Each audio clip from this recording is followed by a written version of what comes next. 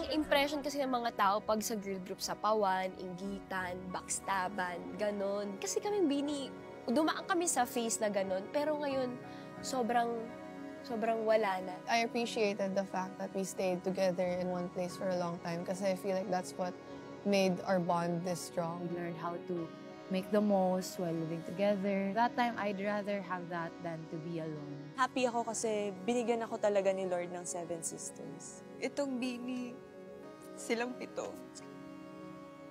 Ito yung highlight ng buhay ko. Na kapag tumanda na ako, isa to sa mga kwento na ikikwento ko sa lahat. Ganun. Ako sobrang saya ko na nakasama ko sila sa buhay kong to. Sobrang.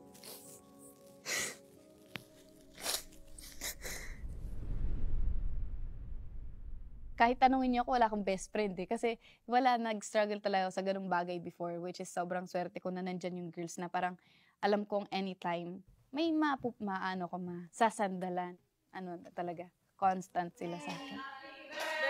Birthday to you! Kaya pala may camera pala ba? Happy birthday to you! Kaya ako nakakaramdam ng